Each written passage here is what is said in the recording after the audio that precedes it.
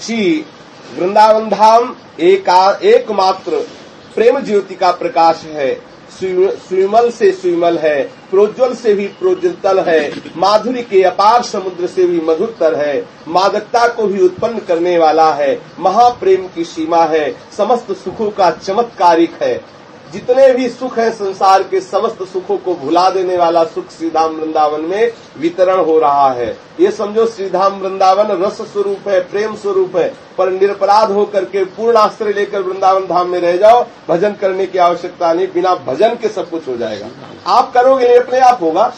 यहाँ भजन तो अपने आप, यहाँ फिरे स्वार्थ आपने भजन गए फिरे बाह, भजन हाथ पकड़ के भजन चलता है। बाहर भजन को पकड़ के चलने की कोशिश करो तो मन भाग जाता है, और यहाँ मन को भगाओ जहाँ तुम भगा सकते हो, भजन तुम्हें पकड़े चले। अब जब भजन हम प्रियालाल को खोजना चाहे तो कहाँ खोजेंगे? प्रियालाल हमको खोज करके अपने समीप बुला लेंगे वृंदावन धाम में रहने। हम अंगुली पकड़ के चलना चाहे तो हम छोड़ सकते हैं कोई दूसरा क्षेत्र, लेकिन वो हमारी अंगुली पकड़ेंगे तो चाहे जहाँ भागे वो हमारी अंगुली मजबूती से पकड़े हुए है। ऐसे भजन गए फिरे बाह, वृंदावन में रहने मात्र से वृंदावनवास का एक प्रभाव है कि मानो कोई कह दे कि वृंदावन भजन के लिए थोड़ी रहता, ये तो रिक्शा चलाता है।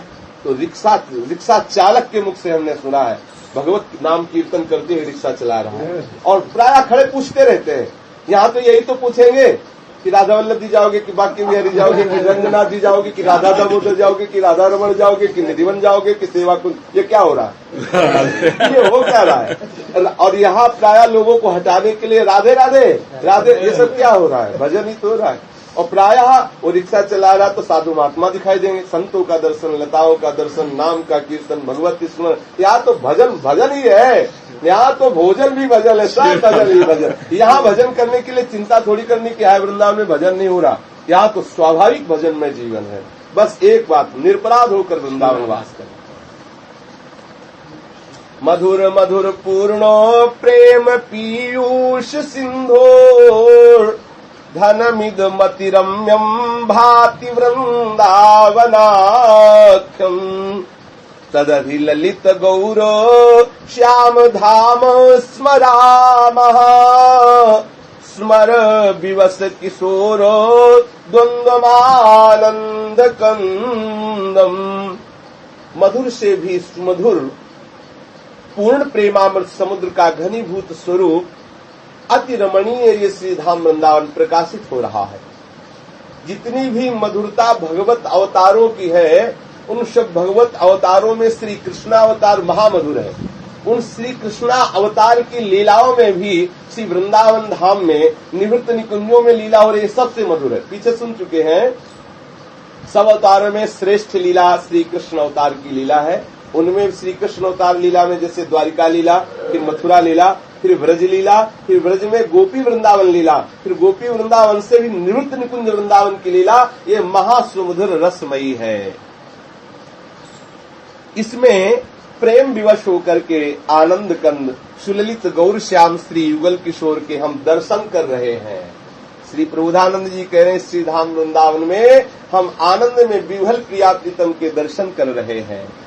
आत्मेश्वरी परम गूढ़ तरेंगितज्ञम तत्त प्रिय प्रणय लौल्य भर स्वभावम स्वात्मेक पक्ष रचना चरण प्रवीणम वृंदावने स्मर निजम स्मर खेल तत्वम।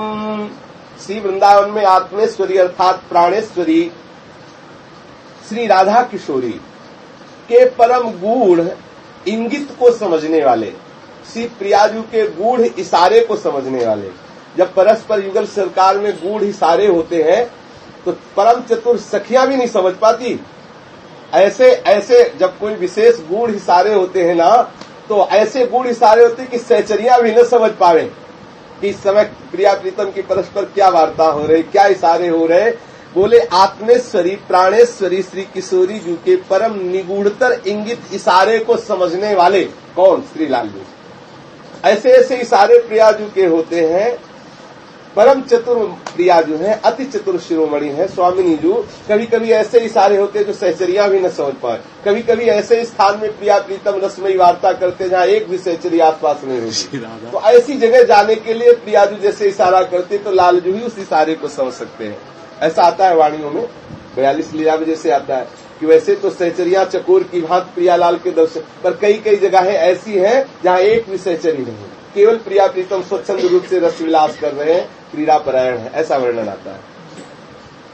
प्रिया प्रीतम की उस प्रणय की चंचलता में स्वभावयुक्त अपने यूथ के वचनानुकूल आचरण करने में चतुर, निज प्रेम लीला में परायण तत्व स्वरूप का मैं स्मरण करता हूँ।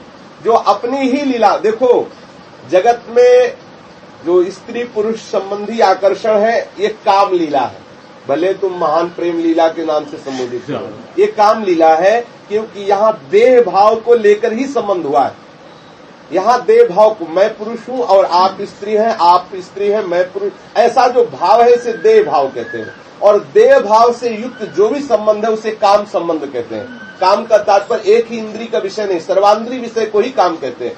और जहाँ स्वरूप संबंध है उसे प्रेम कहते हैं। प्रियालाल का जो देह भी है वो हमारी देह की तरह अंतराय नहीं, जैसे हमारा स्वरूप चिदानंदमय है लेकिन देह पांच भौतिक है, और प्रियालाल का देह भी चिदानंदमय है, स्वरूप भी चिदानंदमय है।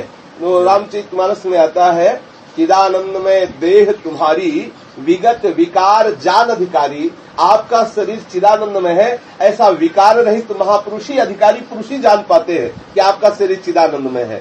तो चिदानंदमय स्वरूप में चिदानंद का जो संबंध है वो चिदानंदमय है। प्रेम में प्रिया प्रीतम का प्रेम में जो भाव है, प्रेम में जो संबंध है वो प्रेममय ही है। और शरीर से संसार में जो संबंध है वो सब काम, ये काम से प्रकट हुआ शरीर काम भरी चेष्टाओं के द्वारा जिससे कामना युक्त होकर संबंध करता है वो सब काम ही है। काम से प्रकट हुआ ये शरीर, काम से ही तो प्रकट हुआ। ये शरीर कैसे प्रकट हुआ? काम से। चाहे वो ब्रह्मा जी के अंदर का, चाहे भगवान के अंदर प्रकट हुआ हो, भगवान के अंदर भी तो काम पैदा हुआ। क्या? एक वो हम भविष्यमा, काम का तात्पर्य कामना होता है, उनके अंदर कामना प्रकट हुई, जिसे हम काम कहते, जिसे वासना कहते, इसका बहुत विस्तार है। वासना को, वासना शब्द आते ही एक गंदा भाव आ जाता है, और जबकि लिखा है वासना वासुदेवस्य वासितम भुवनत्रयम् सर्वभूत निवासोस्मि वासुदेव नमोस्तुते। ये पूरी सृष्टि वासुदेव की वासना से प्रकट हुई है। जैसे अभी हमने कहा भगवान के ही काम से पूरी सृष्टि प्रकट हुई है, और वैसे भी अपने सब प्रकट हुए तो काम से ही है, काम लीला से ही प्रकट, काम से प्रकट हुआ शरीर, और काम के ही संबंध से सारे संबंध स्थापित है, चाहे पुत्र से हो, चाहे माता पिता से हो, चाहे पत्नी, जहां काम में अंतराय आया वहीं सारे संबंध खत्म हो जाते हैं। आप देख लो, अगर ये पता चले कि अब ये काम लायक नहीं रहा तो पशु से भी प्रेम नहीं करते, वो चारा डालना बंद हो जाएगा, जिस गाय के दूध देना बंद हो जाएगा तो फिर उसको सानी नहीं डाली जाएगी। बिना काम के यहाँ किसी का संबंध है नहीं। कोई बता दो, कोई साधु महात्मा के पास हजारों आने में कोई एक ऐसे आते होंगे जो निष्काम आते होने, तो कामना से ही आते हैं। कोई बिरला ऐसा होगा जो जैसे अपने बालक को मां पवाती है ऐसे किसी संत को प्रसाद पवावे, किसी संत को भोग अरुगावे, तो ऐसी कोई बिरली जैसे माता नहीं होती, अपने पुत्र को पवावे तो उससे पूछो कि अपने बेटे को क्यों पवाया, तो इसका उत्तर नहीं पाएगी, इसका उत्तर नहीं दे पाएगी, कहेगी मूर्ख हो क्या, मेरा बेटा इसलिए पवाया, बस ऐसे बोलेगी। कोई संत महात्माओं को ऐसे पवाता हो, ऐसे बिरले होंगे, हजारों में कोई एक होगा कि भगवान के प्रेमी महात्मा है, हमारे बड़े शोभा और बड़े लाड प्यार से उनको, ऐसे कोई एक होंगे। नहीं, बिना काम के कोई आता ही नहीं, बिना काम के कोई संबंध नहीं। यहाँ सब काम लीला चल रही है, और भगवान के राज्य में, भगवत भाव में सब निष्काम लीला, सब प्रेम लीला चल रही, चिदानंद में लीला चल रही। तो जैसे यहाँ कोई भी लीला का वर्णन होता है, तो चूंकि हमारी बुद्धि काममयी है तो हम प्रिया प्रीतम की भी लीला में काम का आरोप करने लगते हैं, काम को सोचने लगते हैं। इसीलिए विषय समझाया कि वहाँ चिदानंदमयी लीला हो रही, हमारी बुद्धि काममयी है, तो काममयी बुद्धि चिदानंदमयी लीला का तनिक भी चिंतन नहीं कर सकती। इसीलिए तो संत महापुरुषों के शरण में होते कि हमारी बुद्धि का परिवर्तन हो। सेवक जी कह रहे हैं, देव कृपा करी बुद्धि प्रकाश, तो जस वर्णो हरिवंश विलास श्री हरिवंश गाई हो, कि हमारे हृदय में श्री बुद्धि का प्रकाश हो, ऐसी बुद्धि का जो मैं आपकी चिदानंदमयी लीला का अपने मन में निश्चय कर सकूं, चिंतन कर सकूं। मधुर से मधुर पूर्ण प्रेमामृत समुद्र का घनीभूत स्वरूप अति रमणीय श्री धाम वृंदावन प्रकाशित हो रहा है। इसमें प्रेम विवश होकर के आनंद कंद सुललित गौर श्याम श्री युगल किशोर के हम दर्शन कर रहे हैं। तो श्री वृंदावन में प्राणेश्वरी श्री श्यामाजू के परम निगूढ़तर इंगित को समझने वाले प्रीतम एक ही रस दो रूपों में खेल रहा है। परमानंद में जो रस है, परम तत्व है, वही श्यामा। ना तो श्यामाजू स्त्री है, न लालजू पुरुष है। वहां कोई स्त्री पुरुष जैसा भेद नहीं है कि जैसे हम पुरुष और आप स्त्री वैसा भेद हो। प्रिया कभी कभी प्रियाजू कहती है हा प्रिया, हा राधे, हा करुणामयी प्रियाजू, और कभी लालजू कहते हा श्याम सुंदर, हा प्यारे, हा करुणामय। ऐसे कौन प्रिया है कौन लाल इनको खुद पता नहीं। इन दोनों प्रेम स्वरूपों को खुद पता नहीं कि कौन प्रिया है कौन। और कभी प्रियाजू का लाल में श्रृंगार होता है, कभी लालजू का प्रियाजू में श्रृंगार होता है। कभी प्रिया हा प्रिया कह के विलाप करती, कभी लालजू हा लालजू कह के विलाप करते। ये दोनों महाप्रेम रस ही प्रिया प्रीतम के रूप में, ना ये स्त्री है ना पुरुष है, ये रस है। कैसे रस है? खूब भजन करो, रसिकों का संग करो, रसिकों का चरणामृत पियो, उनकी जूठन खाओ तो कुछ बुद्धि शुद्ध हो, तब समझ में आवे। ये कैसे समझ में? देवताओं का विहार तो समझ में नहीं आएगा, फिर नित्य विहार कैसे समझ में आ जाएगा? कोई भी अप्सरा ऐसी नहीं है जिसकी आयु 16 से बढ़कर के हो। और न जाने कितने कल्प बीत गए, हर 16। और कहीं भी चाकू मार के देख लो, कहीं खून नहीं है अप्सराओं के। दिव्य अंग जैसे केसर और इत्र ये सब भरा हो, ऐसा उनके अंगों में भरा हुआ। किसी के धुर्रियां नहीं पड़ेंगी, किसी के शरीर में बदबू नहीं आएगी। और सब कभी सोच सकते हो कि ऐसी हो? और पृथ्वी में चलेंगे तो उनके पैर नहीं टिकेंगे, अधर में ही रहेंगे, पृथ्वी स्पर्श नहीं होगी, ऐसे बीच में चलेंगी अप्सराएं। और जब वो चलती है तो सुगंध का वातावरण फैल जाता है। अभी यहीं से मात्र तीसरे खंड की बात है, जिस खंड में बैठे हैं अंतरिक्ष के बाद भी स्वर्ग लोग है, कोई ज्यादा थोड़ी 3 मंजिल की बात, 7 मंजिल ऊपर 7 मंजिल नीचे। ये एक रोमकूप के एक ब्रह्मांड की बात कह रहा हूं। ऐसे अनंत कोटि ब्रह्मांड है, उन ब्रह्मांड के अधीश्वर है श्री श्याम और श्यामा। अब ये रस में निमग्न करे कैसे समझ में आएगी? अभी मात्र तीसरे खंड में क्या हो रहा है आपकी बात उतरेगी नहीं दिमाग में कि ऐसा यहाँ से ऐसे चाकू मारो तो खून निकलेगा हमारे, और वहां क्या निकलेगा? इत्र केसर की सुगंध निकलेगी। खून रक्त थोड़ी है। देवताओं के और अप्सराओं के शरीरों में रक्त नहीं, रक्त मांस वाला शरीर नहीं है, वो तो दिव्य शरीर है। और अगर कहीं और ऊपर 7वें खंड में जाओ तो ब्रह्मलोक है, वहां तो दिव्यता का साक्षात स्वरूप, वेद स्मृति सब हाथ जोड़े। और भगवान के जब इनका विहार नहीं समझ में आएगा, अप्सराओं का विहार, तो उनका नित्य विहार कैसे समझ में आ जाएगा? बिल्कुल नहीं समझ में आएगा। 5 पति हैं और कन्या है, समझ में आया? 5 पति है, द्रौपदी जो कन्या है, मंदोदरी को कन्या कहा गया, तारा को कन्या कहा। जरा चरित्र पढ़ो उठा करके, इनको कन्या कहा गया है। कैसे बुद्धि खोपड़ी में घुस रही है बातें? नहीं घुस रही, कैसे घुस? 5 पति और कन्या, पतिव्रता पत्नी भी नहीं, कन्या। और 5 पति हैं, न जाने कितने लड़के बच्चे, कन्या आएगा समझ में? और शास्त्र बड़े बड़े महापुरुषों ने घोषित किया इनको, 5 कन्याओं में द्रौपदी, कुंती, तारा, मंदोदरी, अहिल्या, ऐसे आता है। अब खोपड़ी की बातें है क्या? ये सब चिदानंदमयी बातें समझ में नहीं आएंगी। पहले खूब भजन करो, नित्य विहार वृंदावनाधीश्वरी का नित्य विहार। यही लगेगा कि पुरुष स्त्री का आकर्षण। तभी तो राधा कृष्ण संबंधी बातें करके लोग ठिठोलियां करते हैं, हंसी मजाक कर। क्या जानते हो श्री कृष्ण के वैभव को? 6 दिन के थे, ऐसी राक्षसी थी कि देवता कांपते थे। ऐसी राक्षसी थी कि देवता कांपते थे, जिसके भय से ऐसी पूतना थी। और 6 दिन के थे, छठी का ही तो दिन था। और जहर लगा के आई थी, ऐसा हलाल जहर कि शंकर जी भी ना हजम कर पावे, ऐसा हलाल जहर लगा के आई थी। और 6 दिन के बालक श्री कृष्ण ने काम तमाम कर दिया। केवल दूध ही पीते पीते सब खत्म खेल कर दिया उसका। इतनी बड़ी थी कि 6 पोष की लताएं तोड़ डाली थी, कुल्हाड़ से उसके अंग काटे गए थे। पहाड़ जैसे स्थल और गुफा जैसे, कान के छेद ऐसे थे। पूतना के ऐसा वर्णन आता है, भागवत में पढ़ के देख लो। जब भगवान ने स्पर्श किया तो उसको जब आग लगाई गई थी तो अगर जैसी सुगंध निकल रही थी पूतना की देह से, भागवत में पढ़ के देख लो। इनकी समानता कोई कर सकता है? एक बार समस्त सखा और गौएं आनंद पूर्वक चल रहे थे, खेल रहे थे सखाजन। इतने में एक मथुरा से राक्षस आया, आग लगा दी पूरे वन में। पूरा वन आग से घिर गया।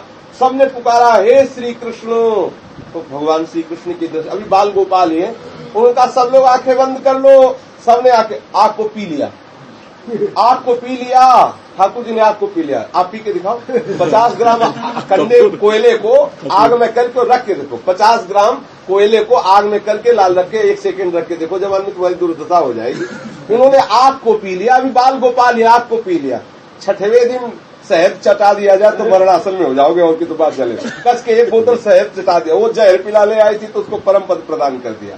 पूरी आग लगी हुई दावानल को, और जब आग खोल के देखा तो सब वहां भांडीरवट में विराजमान ठाकुर जी ने पूरी आग को पी लिया।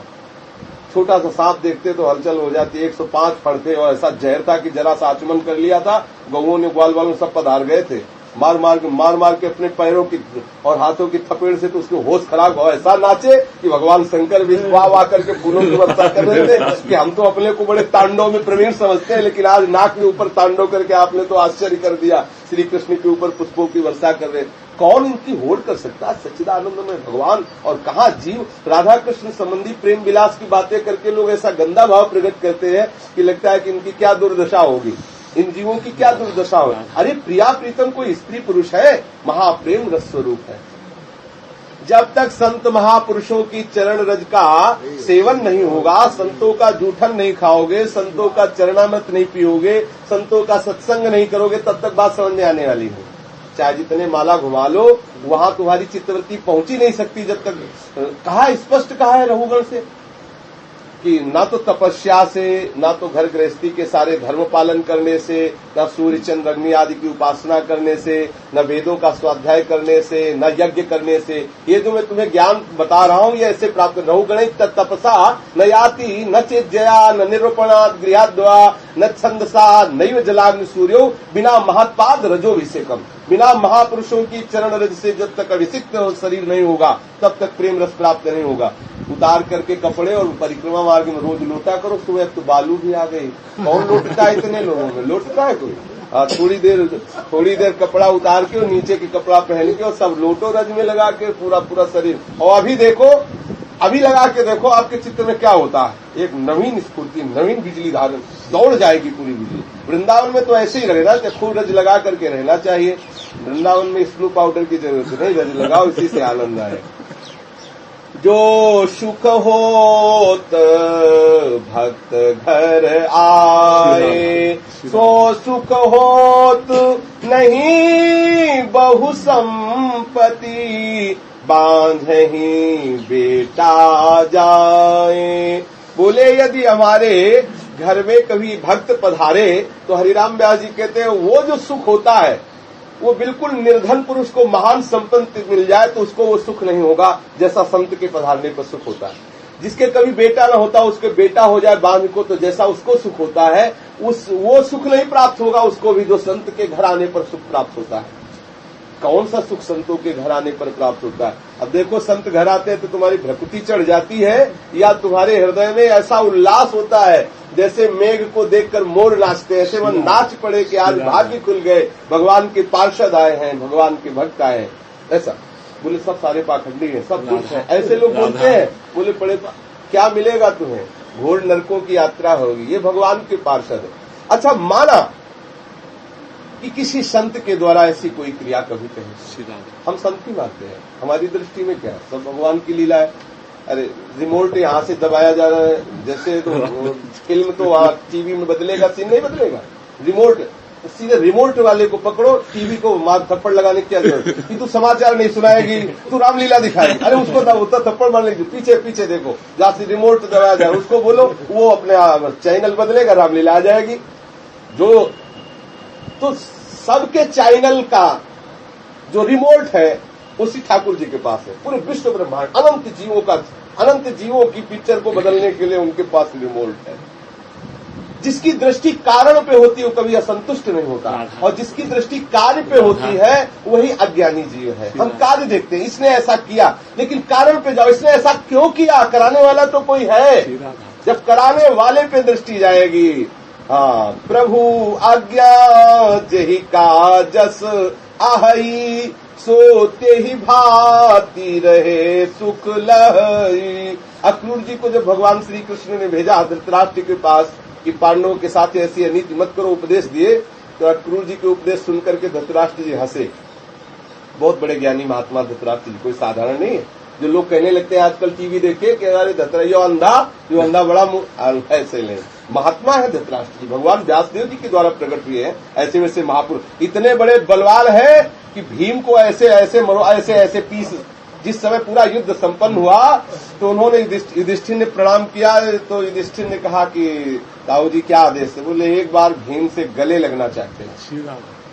तो युधिष्ठिर भीम की तरफ देखे तो भगवान ने चुप, भीम को पीछे से हटाया, लोहे की मूर्ति करके भीमाकार पहले से तैयार। ये तो जिसके साथ ये होते वही बोले आप मिलाओ।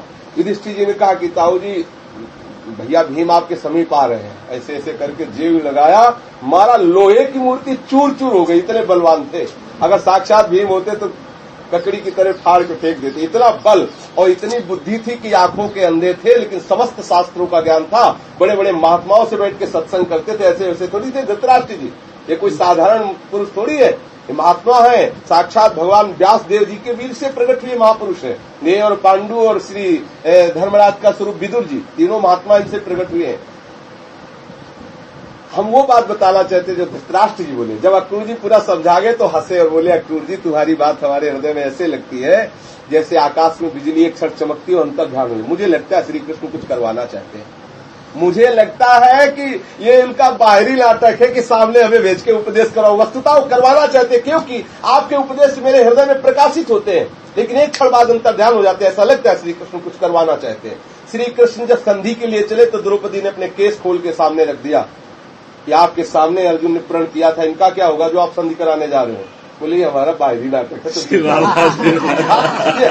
प्रभु आज्ञा जही का जस आए, तभी तो जो विशुद्ध महात्मा जन है बहुत बुरा से बुरा करने वाले पर भी बुरी दृष्टि नहीं रखते, और अच्छा से अच्छा करने पर वाले पर भी गुण दृष्टि नहीं रखते, न किसी की स्तुति करते हैं न किसी की निंदा करते हैं, क्योंकि सब में देख रहे हैं कि वही लीला बिहारी लीला करवा रहे हैं।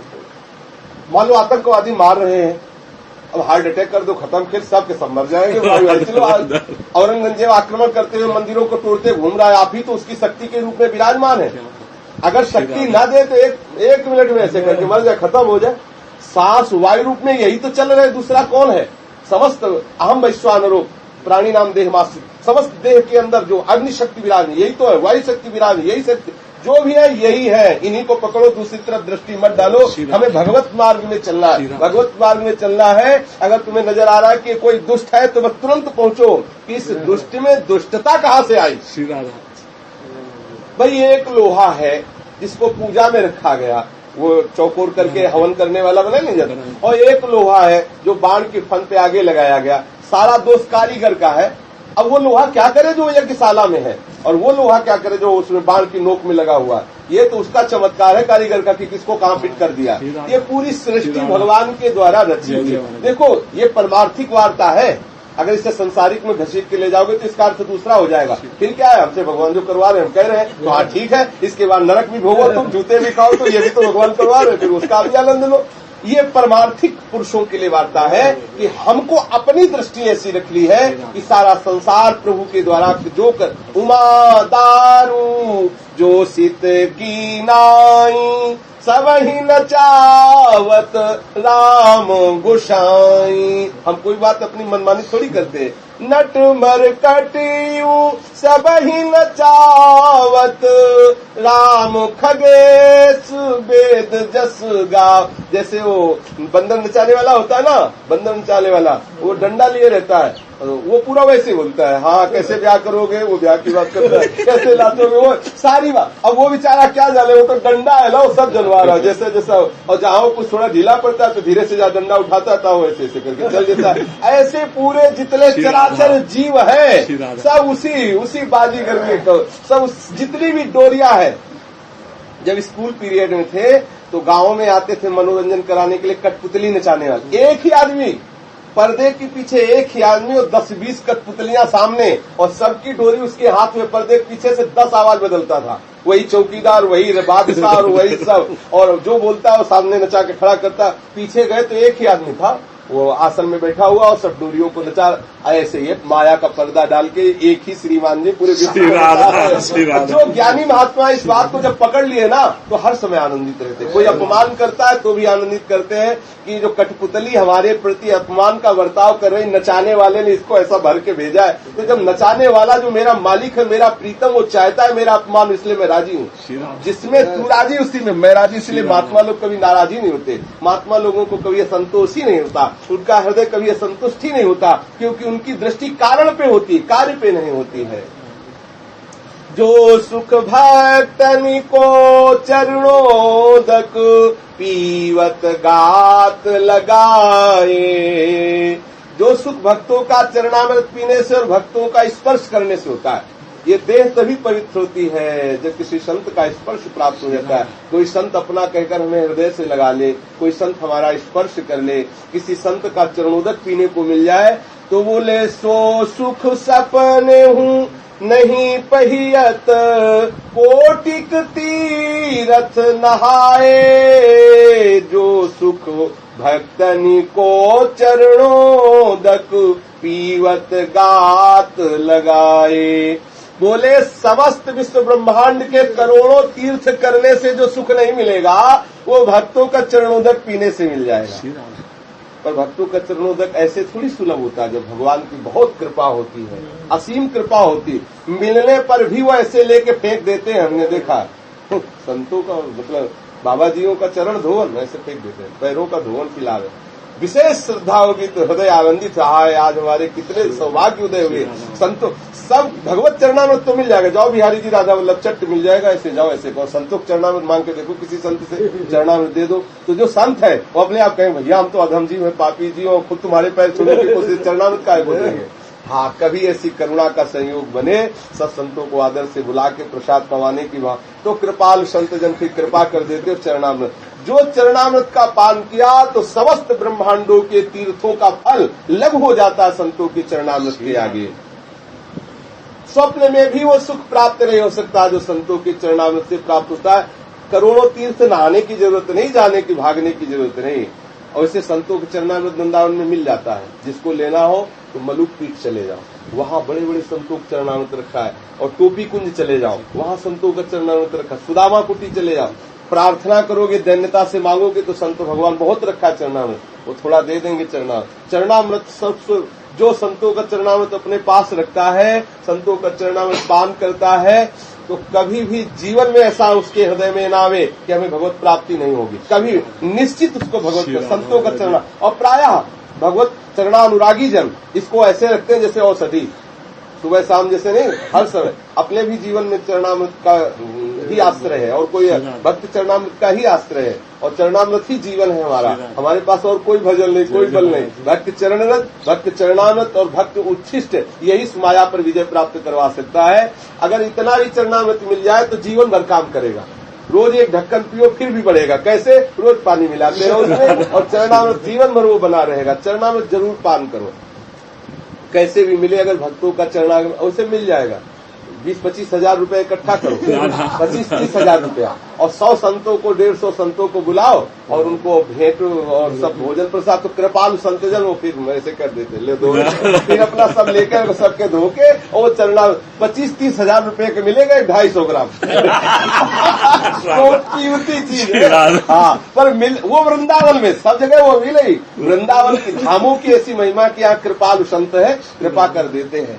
संतों का चरणामृत। जो सुख भक्तनि को मुख देखत उपजत दुख बिसराए।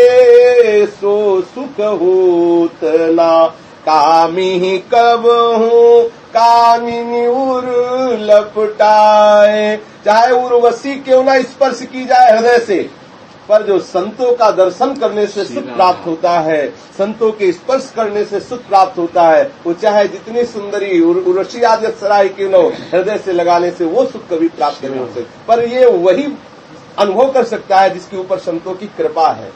इस सुख को वही अनुभव कर सकता है जिसका ठाकुर जी से संबंध है, अन्यथा नहीं।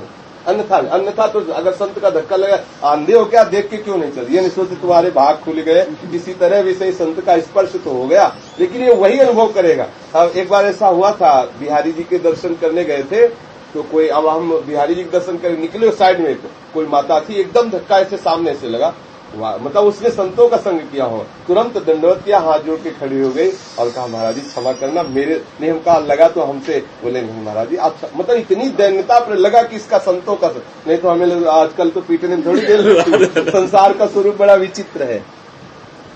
जो सुख होत भक्त बचननी सुनी नैनन नीर बहाए सो सुख कबहु न पैयत पितु घर पूत को पूत खिलाए। बहुत ऐश्वर्य है, लड़के का लड़का तुम्हारी गोद में है, अर्थात सारी सुख संपत्ति और नाती पोता से सब भरा हुआ है। ये सुख जो संत महात्माओं के वचन सुनकर के और आंखों से अश्रु बह रहे भगवत चरित्र सुनकर या भक्त चरित्र सुनकर, उसमें जो सुख होगा वो विविध प्रकार के ऐश्वर्य कुल परंपरागत प्राप्त सुखों में कभी सुख प्राप्त नहीं हो सकता।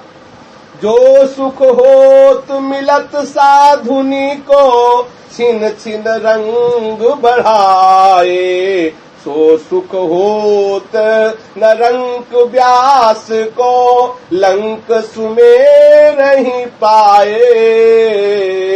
जो सुख होत भक्त घर आए। हरिराम व्यास जी कहते हैं यदि संतों का संग मिल जाए तो छिन छिन में जो प्रेम रंग बढ़ता है, ये सुख आखिरकार छोटे मोटे सोने की बात नहीं कर, लंक सुमेर ही पाए। यदि तुम्हें लंकापुरी जैसा स्वर्ण मिल जाए, पूरी लंका सोने की थी, या सुमेर पर्वत मिल जाए तो भी इतनी संपत्ति प्राप्त होने पर भी तुम्हें वो सुख प्राप्त नहीं होगा जो संत के संग से सुख प्राप्त होगा। कोई कह दे क्या ऐसा कौन सा संत के संग में सुख मिलता है? जीवन भर वैश्यागमन की आजा मिलने। किसी ने प्रेरित करके संतों को भेज दिया कि हमारे यहाँ बड़े पवित्र ब्राह्मण है, उनके यहाँ चले जाओ भिक्षा पाने। विनोद में कोई है, वो है उद्दंड प्रभाव वाले। वहां गए तो अजामिल को देखा, बूढ़ा अजामिल लकड़ी लिए हुए आ रहा है, शरीर जो है कृश हो रहा है, वासनाओं, जिसका चरित्र दूषित होगा उसका चेहरा कांतिहीन होगा, जिसका चरित्र दूषित होगा। देखो, पातिव्रत धर्म से गृहस्थी में सांसारिक कर्मों को करने से भगवान की कृपा प्रसादी मिलती है, अगर धर्म से चला जाए, क्योंकि ये सब भगवान के ही द्वारा बनाए हुए धर्म है। यदि जो चरित्रवान है, हमारे यहाँ किसकी पूजा होती है? चरित्र की पूजा होती है। हर तरह से राम जी से बड़ा था रावण, हर तरह से उत्तम कुल पुलस्त करना थी। भगवान ब्राह्मण कुल को नमस्कार करते हैं और उत्तम ब्राह्मण के कुल में पुलस्त जी का नाती विश्वसवा का लड़का है, बेटा है रावण। कोई छोटा मोटा हस्ती थोड़ी है। भगवान राम रघुवंशी में पैदा हुए और ये उत्तम कुल पुलस्त करना नाती, ये ब्राह्मण कुल में, ब्रह्म ऋषियों की कुल में पैदा हुआ। और भगवान राम की एक सर था इसके भगवान राम के 2 भुजाएं थी और इसके 20 भुजाएं। अरे बताओ, हर तरह से देख लो, हर तरह से। अयोध्यापुरी में 2-4 सोने के महल होंगे, ये पूरी लंका सोने की थी इसकी। और क्या, कोई साधारण बात थोड़ी है। अच्छा, भगवान से इसलिए बड़ा है कि भगवान है और ये भगवान का दास है। पूरे मन पर विश्वास राम से अधिक राम करता, ये भगवान का पार्षद। इसलिए मतलब ये तो विनोद की बात गई, मुख्यस्थ बात है भगवान का पार्षद। पर इसकी जो लीला हुई वो लूज चरित्र है इसका। प्रभु का, मर्यादा पुरुषोत्तम का रामचरित्र इसीलिए गाया जाता है कि उनका चरित्रवान है, पवित्र चरित्र। कभी भी कोई प्रभु के चरित्र में उंगली नहीं उठा सकता। राम कृष्ण चरित्र में अज्ञानी जन तो कुछ कर सकते हैं, लेकिन राम चरित्र में तो अज्ञानियों का भी किसी भी तरह से अंगुली उठाने का चांस नहीं है, क्योंकि भगवान सदैव एक पत्नी व्रत रहे, भगवान सदैव मर्यादा से रहे, इसलिए उनका नाम मर्यादा पुरुषोत्तम है। ये हम क्यों कह रहे थे? चरित्र। रावण बड़ा होते हुए भी वो चरित्रवान नहीं था, इसीलिए उसे राक्षस कहा गया। वो राक्षस कुल का थोड़ी है, वो तो उत्तम ऋषि जो पुलस्त जी का, जो उत्तम कुल के पुलस्त जी है, उनका विश्वस्त्रवा का बेटा है रावण। और बड़ा महात्मा है, कोई साधारण थोड़ी, बड़ा विद्वान है, बड़ा ज्ञानी है। बस चरित्र बिगड़ गया, एक ही बात है, चरित्र बिगड़ गया तो राक्षस कहा गया। और प्रभु का चरित्र पावन है, इसीलिए भगवान कहे गए, वही भगवान। अच्छा देखो, अभी चरित्र बिगड़ जाए तो जेल, और चरित्र बड़ा तो सिंहासन में बैठा के आरती पूजा। सारा खेल चरित्र ही का तो है कि नहीं? वही उसी आदमी का चरित्र बिगड़ जाए तो जेल, उसी चरित्र हमारे भगवान हो जाते। चरित्र, जो चरित्रहीन पुरुष होता है उसके मुख की कांति चली जाती है। जो चाहे आपन कल्याणा, सुजस सुमति शुभगति शुभ नाना, सो परनार लीलार गोसाई तजो चौथ के चंद्र किराए। अपने जीवन को सदैव चरित्रवान बनाना चाहिए, ध्यान रखना चाहिए। गृहस्थी में है तो एक पत्नी व्रत, और बहुत अच्छे अच्छे धर्मों का पालन करते हुए और विरक्ति में है तो पूर्ण सारे जगत की माताएं बहनें हमारे भगवान की स्वरूप है, श्री जी की सहचरी स्वरूप है। ऐसी भावना करते हुए अपने चरित्र को सुधारोगे तभी भगवत मार्ग में आगे बढ़ सकते हो। देखो, कोई देखे या न देखे, आप खुद अपने चरित्र को देख रहे हैं। आप किसी की नजरों से गिरो या न गिरो, आप अपनी नजरों से जब गिर जाओगे तो कोई नहीं संभाल सकता। दूसरों की नजर गिर जाए हमारे प्रति, लेकिन हम अपनी नजर में सही है तो हमें कोई नहीं गिरा सकता। लाख निंदा करते रहो, क्या फर्क पड़ेगा? यदि हम सही है तो हमारा हृदय हर समय आनंदित रहेगा। तुम लाख निंदा करो, मेरा हृदय आत्मबल पुष्ट रहे। अगर सब हमारी बड़ाई कर रहे हैं लेकिन हम अंदर से गलत हैं, हम अपनी नजरों में गिर जाएंगे तो फिर प्रभु के सामने नहीं पहुंच सकते। सदैव इन सब सत्संग का एक ही फल है, हम अपने चरित्र को सुधारते हुए भगवत स्मरण करते हुए सीधा हम वृंदावन का आश्रय ले तो सहज में मनुष्य जीवन की जो चरम अवस्था की प्राप्ति अर्थात भगवत प्रेम है वो प्राप्त हो जाए। कभी भी ऐसा नहीं हुआ कि लूज चरित्र वाले, हीन चरित्र वालों को भगवत प्राप्ति कभी नहीं। अजामिल का चरित्र बिगड़ गया था, संत गए देखा तो उन्होंने उनका चिंता मत करो, रो दिया उन्होंने कहा चिंता मत करो। एक क्षण का संग देखो उनको बना रहा है, बोले चिंता, आपकी जो बेटा उसका नाम नारायण रखा हुआ, नारायण नाम रखा, अंतिम बन गया। बेटे के नाम से नारायण नाम पुकारा, भगवान के पार्षद आए और अंततः भगवान की प्राप्ति। तो कह रहे जो सुख होत मिलत साधुनि को छिन छिन रंग बढ़ाए, सो सुख होत न रंग व्यास को लंक सुमेर नहीं पाए। यदि लंका जैसी नगरी सोने की मिल जाए और सुमेर पर्वत जैसा स्वर्ण मिल जाए तो भी संत महात्माओं का एक क्षण का जो संग हमारे जीवन का परिवर्तन कर देता, वैसा किसी के द्वारा वैसा कभी सुख प्राप्त नहीं हो सकता। श्री राधा वल्लभ। कहीं किसी को कभी कोई बात ऐसा संशय सी लगे तो आपस में, यहाँ सत्संग उस कोटि का नहीं होता कि कोई बोलेगा नहीं, किसी को धड़ल्ले से बोल सकते हो, बड़े जोर से बोल सकते हो और अपनी बात कह सकते हो, पूछ सकते हो जहाँ ऐसा लगे। पर देखो उल्टा सीधा नहीं कि उसके मामा का क्या नाम था, उसके फूफा का ये रहा है, होते ऐसे प्रसंग। हाँ, अपने कल्याण की कोई वार्ता से मतलब नहीं, किसी को डाउन करने के लिए वो राजा जनक के साले कौन थे, उनके मामा कौन थे, हमको क्या ले, हम अपने मामा साले को साले। तो भगवत मार्ग संबंधी कोई वार्ता जिससे प्रिया प्रीतम की प्राप्ति में कोई बाधा समझ में आ रही हो या उसकी जिज्ञासा हो, कभी भी कोई चर्चा कर सकता है।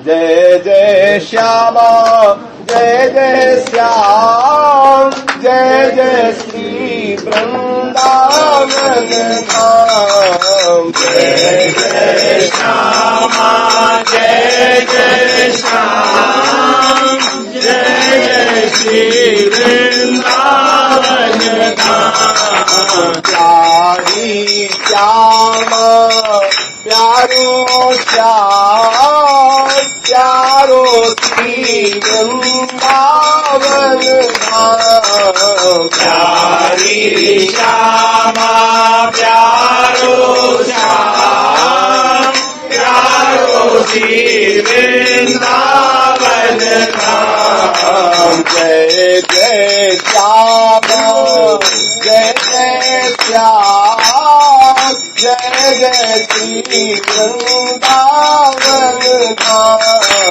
जय जय श्यामा, जय जय श्याम, जय जय श्री वृंदावन धाम।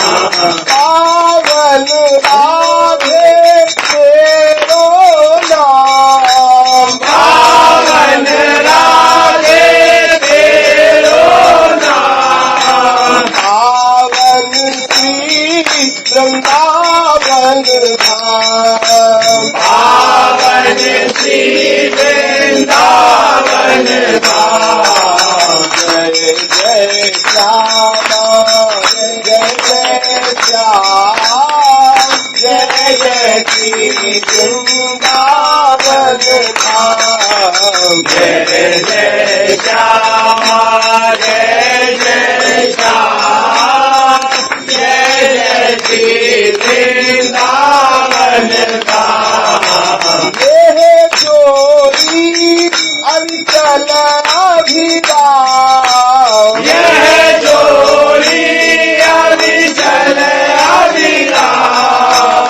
हृदय विराजहु आठो याम, हृदय विराजहु आठो याम। जय जय श्यामा, जय जय श्याम, जय जय श्री वृंदावन धाम, जय जय श्यामा जय जय श्याम, जय जय श्री वृंदावन धाम, जय जय श्री वृंदावन धाम, जय जय श्री वृंदावन धाम, जय जय श्री वृंदावन धाम, जय जय श्री वृंदावन